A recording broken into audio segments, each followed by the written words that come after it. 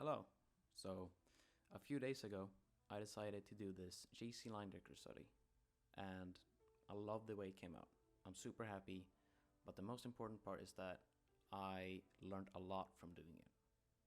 So, I felt if I learned a lot, why not share the process and why not share the information that I was able to get out of this study and share it with you, fellow artists and students out there. And maybe that way you will be able to take out some key parts of this video and some key parts of my study and be able to apply that to your own art journey, be able to apply that to your own master studies and Leyendecker studies. So for the people that don't know, J.C. Leyendecker was a German-American artist who was born on March 23rd, 1874 in a small town in western Germany. He was the firstborn son to his two parents, Peter Leyendecker and Elizabeth Leyendecker. 8 years after Leyendecker's birth, so in 1882, the family moved to America, more specifically Chicago, Illinois. After small work and going to school, in 1899, Leyendecker and his brother returned to America after studying abroad to a small apartment in Hyde Park, Illinois. On May 20th of that year, he received his first commission for a Saturday Evening Post cover, which was the beginning of his massively successful career. The video you are watching is sped up, and the original painting, the original study, took me about 38 hours to finish, which is a very long time for a study. But there are some good reasons behind it, and I'm gonna tell you why. So in this study, I wanted to capture as good of a likeness as possible, really getting it to look close and be able to tell you that this is a Leyendecker study, showing off that same colors, shapes, and brushwork that he has been able to get in this original painting. So how did I challenge myself with this study and how did I improve? Well, the first one is the way I used colors. So whenever I was picking colors, I never color picked from the original reference. If I, really didn't need to, I tried to pick all the colors myself. I would then lay down the colors down on my canvas and I would see, does this look similar to the reference?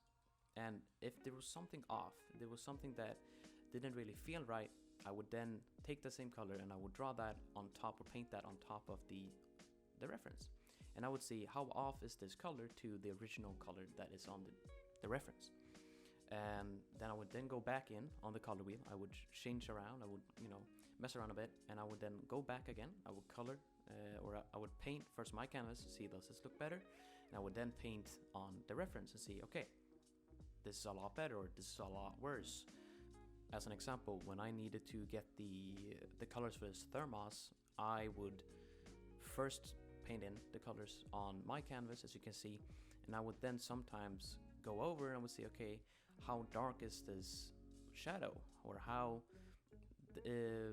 like in the reflections it was very hard understanding, okay, is this a more saturated color or is this a more desaturated color?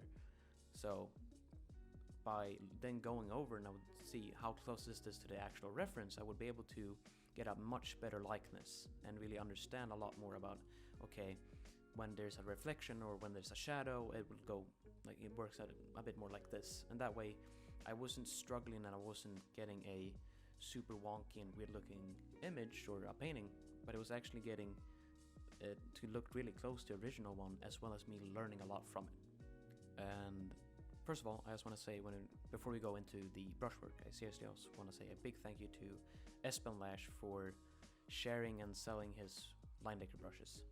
They are the brushes that I used for this whole illustration, this whole study, and I seriously love them. I am probably never gonna stop using them, and they are now probably my favorite painting brushes. And I'm gonna leave a link in the description if you want to get the brushes yourself. I highly recommend you to get them. So how did I learn and how did I use shapes and brushwork? So let's take the orange for an example. An orange is just a sphere with a shadow and a core shadow to it. And the way that I would do and the way I would use shape is that I would first look at the light and I would then look at the shadows. This is something that most artists do, and this is something that is very important to get a good looking painting and a likeness, because by squinting or by simplifying the shadow and the light into simplistic forms, you're able to capture the likeness a lot better.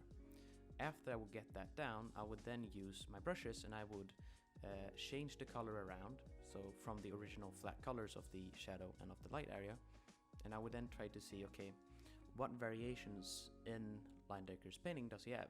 So in the color of the orange, you see quite a saturated orange with some tones of a deeper, more reddish orange, and with some yellow parts in it.